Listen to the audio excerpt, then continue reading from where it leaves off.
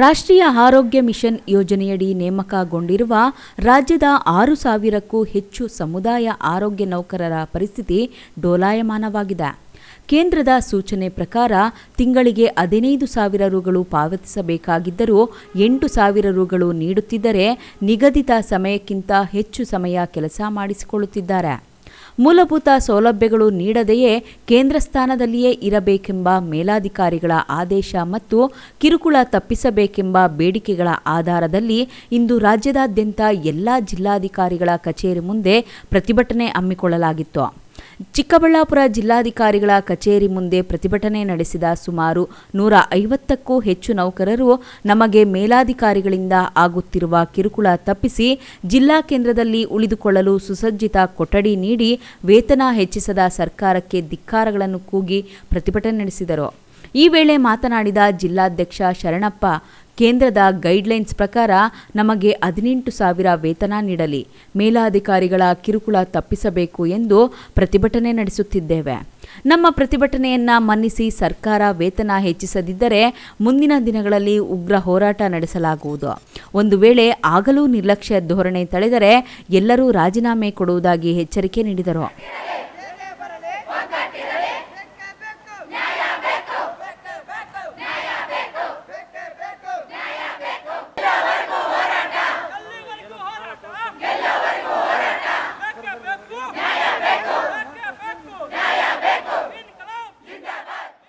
ಸುಮಾರು ಸಲ ಮನವಿ ಮಾಡಿದ್ವಿ ಸರ್. ಸುಮಾರು ಸಲ ನಮ್ಮ ರಾಜ್ಯ ಸಂಘಟನೆಯಿಂದ ಸುಮಾರು ಸಲ ಮೇಲ್ ಮುಖಾಂತರ ಪತ್ರ ಮುಖಾಂತರ ಮನವಿ ಮಾಡಿದ್ವಿ. ಯಾವುದು ರೆಸ್ಪಾಂಡ್ ಇಲ್ಲ. ಅದಕ್ಕಾಗಿಯೇ ನಾವು ಏನೇ ಆ್ಯಸ್ ಪರ್ ನಾವು ರೂಲ್ಸ್ ಪ್ರಕಾರ ನಾವು 14 ದಿವಸ 15 ದಿವಸ ಏನು ಮುಂಚಿತ ನಾವು ಲೆಟ್ರ್ ಕೊಡಬೇಕಾಯಿತು. ಎಲ್ಲ ಆರೋಗ್ಯ ಇಲಾಖೆಗಳಿಗೂ ಪೊಲೀಸ್ ಇಲಾಖೆಗೆ ನಾವು ಲೆಟ್ರ್ ಕೊಟ್ಟಿದ್ದೀವಿ. ಅದು ಇದನ್ನು ಏನಾದರೂ ಸಮಸ್ಯೆನ ಸರಿಪಡಿಸಿ ನಾವು ಧರಣಿ ಮಾಡ್ತೀವಿ ಅಂತ ಹೇಳಿದ್ವಿ. ಅದೇ ರೀತಿ ನಾವು ಧರಣಿ ಮಾಡ್ತಾ ಇದ್ದೀವಿ. ಮತ್ತು ಇದೇ ರೀತಿ ಈ ಸಮಸ್ಯೆ ನಾವು ಆಲಿಸಿಲ್ಲ ಅಂತಂದರೆ ಉಗ್ರ ಹೋರಾಟ ನಾವು ರಾಜ್ಯಾದ್ಯಂತ ಮಾಡೋಕ್ಕೂ ರೆಡಿ ಸರ್.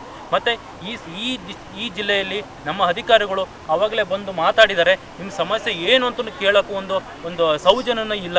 ಈಗ ಬಂದು ಕೇಳಿದರೆ ಏನು ಲೆಟ್ರ್ ಕೊಟ್ಟು ಹೋಗಿ, ಇಲ್ಲಾಂದರೆ ನಿಮ್ಮ ಲಾಠಿ ಚಾರ್ಜ್ ಮಾಡ್ತೀನಿ, ಜಾಗ ಖಾಲಿ ಮಾಡಿಸ್ತೀನಿ, ನಿಮಗೆ ಟರ್ಮಿನೇಟ್ ಮಾಡ್ತೀನಿ, ಕೆಲಸದಿಂದ ಕಿತ್ತಾಕ್ತೀನಿ ಅಂತ ಹೇಳ್ತಿದ್ದಾರೆ ಸರ್. ಇಲ್ಲಿರ್ತಕ್ಕಂಥ ನಮ್ಮ ಆರೋಗ್ಯ ಅಧಿಕಾರಿಗಳು ಹೇಳ್ತಿದ್ದಾರೆ ಸರ್. ಬಟ್ ಏನಂತ ನಮ್ಮ ಸಮಸ್ಯೆ ಆಲಿಸೋ ಅಧಿಕಾರಿಗಳು ನಮಗೆ ಅಧಿಕಾರಿಗಳು ಬೇಕಿಲ್ಲ ಸರ್.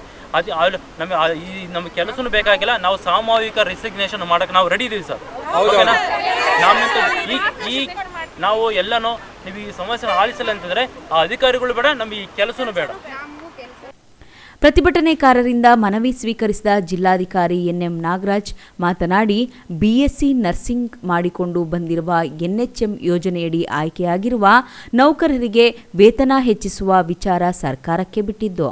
ಆದರೆ ಅವರಿಗೆ ಜಿಲ್ಲಾ ಮಟ್ಟದಲ್ಲಿ ನೀಡಬೇಕಾಗಿರುವ ಸೌಲಭ್ಯ ಹಾಗೂ ಸಹಕಾರ ಕೊಡದಿದ್ದರೆ ನಾನು ಡಿಎಚ್ಒ ಜೊತೆ ಮಾತನಾಡಿ ವ್ಯವಸ್ಥೆ ಮಾಡಿಸುತ್ತೇನೆ. ಹೋರಾಟ ಮಾಡುವುದು ಅವರ ಹಕ್ಕು, ಅದನ್ನು ಅವರು ಮಾಡುತ್ತಿದ್ದಾರೆ ಎಂದರು. ಮಾಡಿಬಿಟ್ಟು ಡಿಎಚ್ಒ ಅವರಿಗೆ ಮಾರ್ಗಸೂಚಿಯಲ್ಲಿ ಏನಿದೆಯೋ ಅದನ್ನು ಪಾಲನೆ ಮಾಡಿದರೆ ಸಾಕು. ಇನ್ನು ಮೂಲ ಸೌಲಭ್ಯಗಳು ಎಲ್ಲ ಸಬ್ ಸೆಂಟರ್ಸನ್ನು ನಾವು ಬ್ರಾಂಡಿಂಗ್ ಮಾಡಿ ಡೆವಲಪ್ ಮಾಡೋದಕ್ಕೆ ಸಾಕಷ್ಟು ಸರ್ಕಾರದಿಂದ ಹಣ ಬಂದಿದೆ. ಸರ್ಕಾರನೇ ಇವರೇ ತಿಳಿಸ್ತಾ ಇರೋ ಹಾಗೆ ಮತ್ತು ಸರ್ಕಾರ ಮಾರ್ಗಸೂಚಿ ಏನಿದೆ ಅಂದರೆ ಒಳ್ಳೆ ಸುಸಜ್ಜಿತ ಸರ್ಕಾರಿ ಕಟ್ಟಡ ಇಲ್ಲಾಂದರೆ ಬಾಡಿಗೆಗಾದರೂ ತೊಗೊಂಡು ನೀವು ನಡೆಸಿ ಚೆನ್ನಾಗಿರೋ ಕಟ್ಟಡದಲ್ಲಿ ಅಂತ. ಸಮಸ್ಯೆಗಳೇನಿದೆಯೋ ನೋಡೋಣ, ಆರೋಗ್ಯ ಇಲಾಖೆ ಜೊತೆ ಮಾತನಾಡ್ತಾರೆ. ಆದೇಶ ಸಮಯಕ್ಕಿಂತ ಹೆಚ್ಚು ಸಮಯ ಕೆಲಸ ಮಾಡಿಸ್ತಾರೆ, ಜೊತೆಗೆ ಮೇಲಾಧಿಕಾರಿಗಳಿಗೆ ಕಿರುಕುಳ ಜಾಸ್ತಿ ಇದೆ ಅನ್ನುವಂಥದ್ದನ್ನು ಹೇಳಿದ್ದಾರೆ.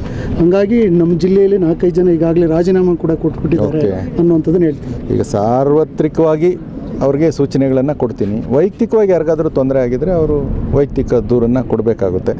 ಸಹಜವಾಗಿ ವರ್ಕಿಂಗ್ ಪ್ಲೇಸಸಲ್ಲಿ ಈ ಥರ ಸಮಸ್ಯೆ ಇದ್ದರೆ ಅಡ್ರೆಸ್ ಮಾಡ್ತೀವಿ ನಾವು. ಯಾರಿಗೂ ತೊಂದರೆ ಆಗೋದಕ್ಕೆ ಬಿಡೋದಿಲ್ಲ. ಅವ್ರ ಸರ್ವಿಸ್ ಜನರಿಗೆ ಸಿಗಬೇಕನ್ನೋದೇ ಇಂಪಾರ್ಟೆಂಟ್. ಅವ್ರನ್ನೂ ಒಬ್ಬ BSc ನರ್ಸಿಂಗ್ ಆಗಿರುವಂಥ ಅಭ್ಯರ್ಥಿನ ನಾವು ಗ್ರಾಮ ಮಟ್ಟದಲ್ಲಿ ಆರೋಗ್ಯ ಸೇವೆ ಇಂಪ್ರೂವ್ ಆಗಲಿ ಅಂತ ಕೊಟ್ಟಿರೋದು. ಅದನ್ನು ಜನ ಸದುಪಯೋಗ ಪಡಿಸ್ಕೊಬೇಕಂದ್ರೆ ಇವರು ಸಹ ಮಾನಸಿಕವಾಗಿ ಸದೃಢರಾಗಿರಬೇಕಾಗಿರುತ್ತೆ. ನೋಡೋಣ ಅದಕ್ಕೇನು ಸ್ಟೆಪ್ಸ್ ತಗೊಳ್ಳಿ. ಇನ್ನು ರಾಜ್ಯಾದ್ಯಂತ ಎಲ್ಲ ಜಿಲ್ಲಾಧಿಕಾರಿಗಳ ಕಚೇರಿ ಮುಂದೆ ಇಂದು ಪ್ರತಿಭಟನೆ ನಡೆಸುತ್ತಿರುವುದು ಎಲ್ಲರಿಗೂ ಗೊತ್ತಿರುವ ವಿಚಾರ. ಆದರೆ ಇಲ್ಲಿನ ಡಿಎಚ್ಒ ಬಂದು 5 ನಿಮಿಷದಲ್ಲಿ ಖಾಲಿ ಮಾಡದೆ ಹೋದರೆ ಪೊಲೀಸರಿಂದ ಹೊರದಬ್ಬುವುದಾಗಿ ಬೆದರಿಕೆ ಹಾಕಿದ್ದು ಇದು ಪ್ರಜಾಪ್ರಭುತ್ವಕ್ಕೆ ವಿರೋಧದ ಮಾತು. ಅದು ಅವರ ದೌರ್ಜನ್ಯವನ್ನು ತೋರಿಸುತ್ತದೆ ಎಂದು ಪ್ರತಿಭಟನೆಯಲ್ಲಿ ನಿರತರಾಗಿದ್ದ ಹೋರಾಟಗಾರರು ಆರೋಪಿಸಿದ್ದಾರೆ. D Devaraj, MMTV news, Chikkaballapur.